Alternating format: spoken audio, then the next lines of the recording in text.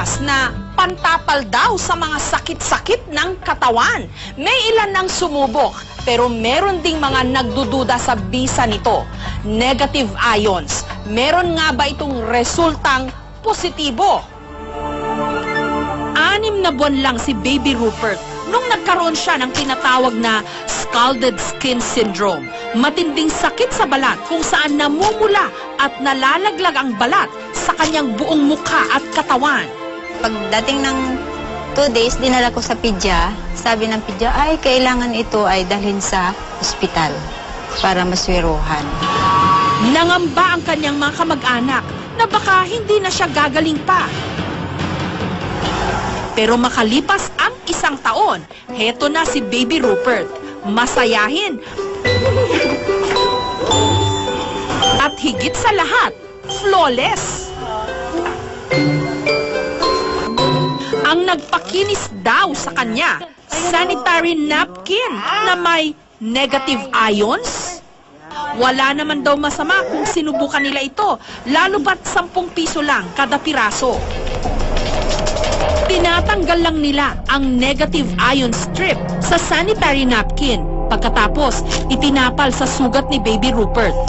Makalipas lang daw ng 1 linggo, unti-unti nang kuminis di umano si Baby Rupert.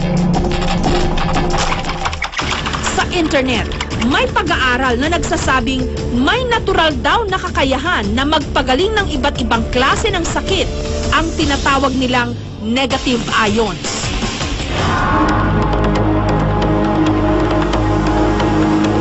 Nagmumula raw ito sa kalikasan mismo, katulad ng waterfalls, dagat, at bundok. Meron din daw negative ions ang katawan ng tao. Pero sa ibang bansa, meron ng mga inilalakong bra, damit, medyas, bedsheets, at maging detergents na nilagyan rin daw nila ng negative ions. Pero ang nakakaintriga talaga, sanitary napkin na may negative ions? Meron itong green strip na itsurang adhesive bandage sa gitna ng napkin. Dito raw nanggagaling ang di umano negative ions. Tatanggalin ito, babasain, at ididikit daw sa sumasakit na parte ng katawan. Si Yoli, 41 years old, noong nakaraang taon, meron daw nakitang cyst sa kanyang matres. Pero nung ginamit daw niya ang negative ion na sanitary napkin, wala pa raw ilang oras, nawala na ang kanyang cyst di umano. Kung hindi ito lumabas, no, tong mga laman-laman na to, kasi no, parang kulani isa ng baboy na lumabas. Ang tendency nun, hanggang kinabukasan, kung inabot ako ng kinabukasan, mamamatay ako because of sepsis. Sa sobrang bilib ni Yoli rito, pati na ang kanyang pamilya, pinagamit niya nito. Kapag sinisipon daw ang kanyang mister, pinapasinghot niya ng negative ion na napkin. Tinatapalan din niya ng napkin ang idinadaing na bahagi ng katawan ng kanyang junior, kasi hodang hindi ito kaaya-ayang tignan. Nung una, inaalas ka nila siyempre. Yak! Ano yan? Napkin! Pero na na-try nila, lahat sila ngayon nakano.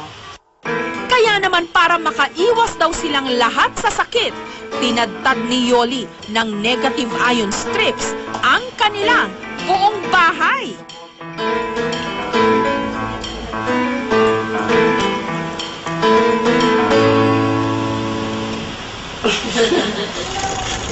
Si Lolo Gregorio naman, 84 years old, nagamot di umano ang kanyang namamagang prostate dahil daw sa araw-araw niyang paggamit ng napkin.